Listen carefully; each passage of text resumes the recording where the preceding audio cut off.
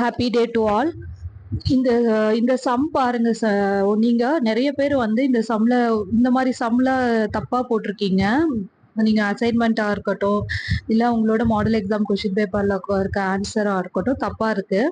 So இதுல உங்களுக்கு என்ன டவுட்னா, ஒரு அசட் வந்து சேல் பண்ணிருக்காங்க 14,90,000, செல்லிங் எக்ஸ்பென்சஸ் 40,000.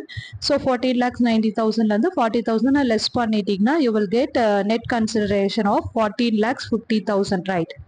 அதுக்கப்புறம் இன்டெக்ஸ்ட் கண்டுபிடிக்கும் போது ஃபாதர் வாங்கியிருக்கிற டேட் பார்த்தீங்கன்னா, அந்த அசட்டை ஃபாதர் வாங்கியிருக்கிற date 1/4/1990, that is 1 lakh rupees. So எப்பவுமே 2001க்கு முன்னாடி ஒரு அசட்டை பர்ச்சேஸ் பண்ணியிருக்காங்கன்னா நம்ம என்ன பண்ணணும், actual cost or FMV whichever is higher is taken as cost of the asset அப்படின்னு எடுத்துக்குவோம் இல்லையா? அப்போ 1 lakh or 3,10,000 whichever is higher 3,10,000. உன்னோட ஆன்சர்ல பாருங்க, இன்டெக்ஸ் காஸ்ட் இடத்துல காஸ்ட்டுக்கு 3,10,000 போட்டிருக்கோம், ரைட்டா? அது இந்த ரூல் யூஸ் பண்ணி போட்டிருப்போம். இது உனக்கெல்லாம் டவுட் இருக்காது.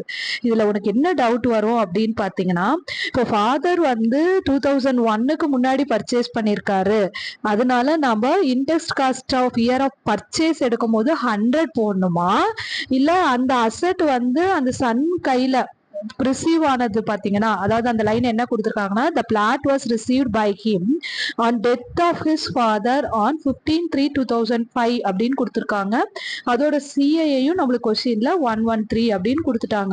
ஸோ இப்போ 2005 அப்பதான் ஒரு ராஜ் வந்து ரிசீவ் பண்றாரு இல்லையா அந்த அசட்டை. ஸோ அந்த சிஐ எடுத்துக்கணுமா அப்படிங்கிறது தான் உங்களுக்கு டவுட். ஸோ ஆக்சுவலா நம்ம எப்படி எடுத்துக்கணும்னா, CI of year of purchase வந்து அவர் ஃபாதர் கிட்ட இருந்து எப்ப ரிசீவ் பண்ணாரோ அந்த டேட்டோட சிஐ தான் எடுத்துக்கணும். ஸோ அப்போ ஃபாதர் இறந்ததுக்கு அப்புறம் அவர் கைக்கு எப்போ வருதுன்னா 2005ல வருது. அதோட சிஐ 113, அதை தான் டிவைடட் பை 113 போடணும். 3,10,000 ஆன்சர்ல பாருங்க, 3,10,000 டிவைடட் பை 113 இன்டூ 363 போட்டு தான் இன்ட்ரெஸ்ட் காஸ்ட் கண்டுபிடிக்கணும். That is 9,95,841 interest cost. அது லெஸ் பண்ணீங்கன்னா you will get long term capital gain of 4,54,159, ரைட்டுங்களா?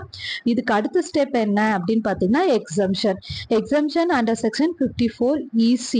ஸோ நம்மளுக்கு கொஸ்டின்ல பாருங்க, on 1/10/2024 he invested 3 lakhs in bonds issued by Rural Electrification Corporation Limited notified under section 54 EC. So அவனே 54 EC mention பண்ணிட்டான். So you can avail 3 lakhs rupees, limited வந்து 3 lakhs rupees வரைக்கும் நீங்க லிமிட்டை அவைல் பண்ணிக்கலாம் அப்படின்னு சொல்லிட்டு. அதே போல இன்னொன்று என்ன பண்ணிருக்காங்க, 2 lakhs rupees 1/3/2025ல தான் அவங்க என்ன பண்றாங்க, நேஷனல் ஹைவே பாண்ட்ஸ்ல இன்வெஸ்ட் பண்ணிருக்காங்க. ஸோ அது வந்து மோர் தென் 6 months செல் பண்ண டேட்ல இருந்து மோர் தென் 6 months ஆனதுனால that is not qualified amount for exemption under section 54 EC.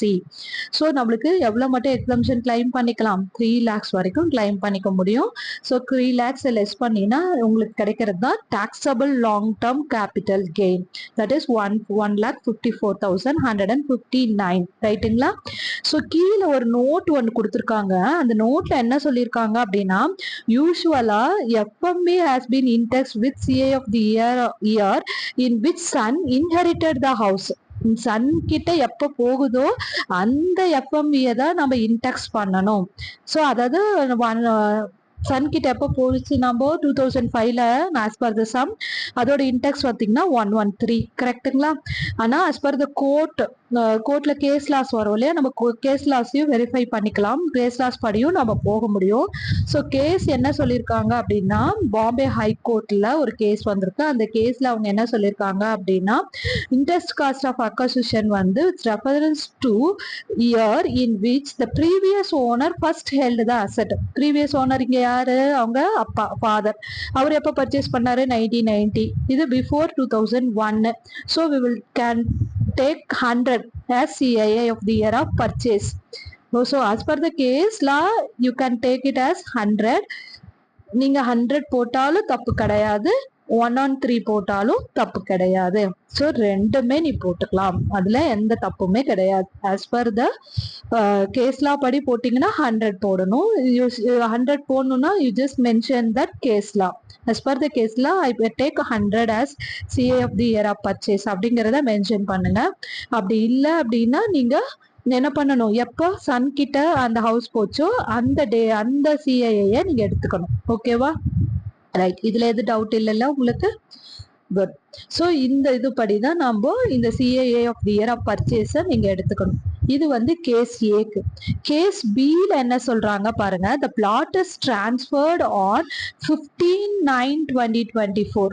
அதாவது ஃபர்ஸ்ட் வந்து as per 1/6/2024 சம்பள கொடுத்த மாதிரி டிரான்ஸ்ஃபர் பண்ணிருக்காங்க. அப்படி இல்லாம ஒரு அசட்டை சேல் பண்ணது வந்து 15/9/2024 சேல் பண்ணா எப்படி போடணும் அப்படின்னு கேட்டிருக்காங்க. Second question B section. அதுல பாருங்க, ஆக்சுவலா கீழே பில பாருங்க, ஒரு லாங் டேர்ம் கேபிட்டல் அசட்டை ஆன் ஆர் ஆஃப்டர் 23/7/2025, அதாவது 23/7 ஜூலை 25க்கு அப்புறம் ஒரு அசட் டிரான்ஸ்ஃபர் பண்றீங்க அப்படின்னா அந்த அசட்டுக்கு you should not calculate the indexed cost. நீங்க ஷார்ட் டேர்ம்க்கு போடுவீங்களா காஸ்ட் ஆஃப் அக்விசிஷனை வச்சு, அது போலவே போட்டுறணும் அப்படிங்கிறது சொல்லியிருக்காங்க. அது ஒரு பாயிண்ட் நீங்க கரெக்டா ஞாபகம் வச்சுக்கோங்க. ரைட்டுங்களா? 23 ஜூலை 2025க்கு அப்புறம் ஒரு அசட்டை லாங் டேர்ம் அசட்டை டிரான்ஸ்ஃபர் பண்றாங்க அப்படின்னா நம்ம இன்டெக்ஸ்ட் காஸ்ட் கண்டுபிடிக்க கூடாது. அதுதான் கீழே உங்களுக்கு கொடுத்துருக்காங்க கண்ணா. பாருங்க அந்த சம் பாருங்க. Full value consideration as per sum 14,90,000. அதுல இருந்து transfer expenses on transfer less பண்ணா 40,000 லெஸ் பண்ணா நெட் கன்சிடரேஷன் 14,50,000. அதுல இருந்து நம்ம இன்டெக்ஸ்ட் காஸ்ட் கண்டுபிடிப்போம், ஏன்னா லாங் டேர்ம் கேபிட்டல் அசட் அப்படிங்கிறதுனால. ஸோ நீங்க இங்க இன்டெக்ஸ்ட் காஸ்ட் கண்டுபிடிக்க வேண்டாம், ஏன்னா நம்ம அது அசட் வந்து 23/7/2025க்கு அப்புறம் டிரான்ஸ்ஃபர் பண்ணா எப்படி போடுவீங்க அப்படின்றது தான் நம்மளோட செகண்ட் கேஸ். அதனால நீங்க என்ன பண்ணிக்கலாம், காஸ்ட் ஆஃப் அக்விசிஷன் மட்டும் 3,10,000 போட்டுட்டு, ரைட்டுங்களா, 3,10,000 போட்டுட்டு அது கூட என்ன பண்ணணும், காஸ்ட் ஆஃப் இம்ப்ரூவ்மெண்ட் நம்மளுக்கு எதுவும் இல்லை. ஸோ 3,10,000 மட்டும் நீங்க லெஸ் பண்ணிட்டு லாங் டேர்ம் கேபிட்டல் கெயின் 11,40,000 நீங்க போட்டுக்கலாம். ஸோ இது வந்து பாத்தீங்கன்னா எக்ஸம்ஷன் பாத்தீங்கன்னா நம்ம ஆஸ் பர் 3 lakh லெஸ் பண்ணிக்கலாம். இது வந்து நம்ம சேல் பண்ண டேட், அதாவது நம்மளுக்கு சம்பளம் என்ன சேல் பண்ண டேட் எடுத்துக்க சொல்லியிருக்காங்க, 15/9/2024 எடுத்துக்க சொல்லியிருக்காங்க இல்லையா? அப்போ அதுல இருந்து பாத்தீங்க அப்படின்னா அவங்க 1/3/2025ங்கிறது 6 monthsக்குள்ளதான் வரும். அதனால அது அந்த வேல்யூவும் நம்ம லெஸ் பண்ண எக்ஸம்ஷனுக்கு லெஸ் பண்ண எடுத்துக்க முடியும். ஸோ டோட்டலி 5 lakhs நீங்க லெஸ் பண்ணிட்டு taxable long term capital gain 6,40,000 அப்படிங்கிறது தான் இந்த செகண்ட் கேஸோட ஆன்சர். உங்களுக்கு இப்போ வந்து நான் இன்ஹெரிட்டட் பண்ணா ஃபாதர் கிட்ட இருந்து மதருக்கு போனா, சாரி சன்க்கு போனா நம்ம எப்படி வந்து எடுத்துக்கணும், சிஐஏ எடுத்துக்கணும் அப்படிங்கிற ஒரு டவுட் கிளாரிஃபை ஆயிருக்குன்னு நினைக்கிறேன்.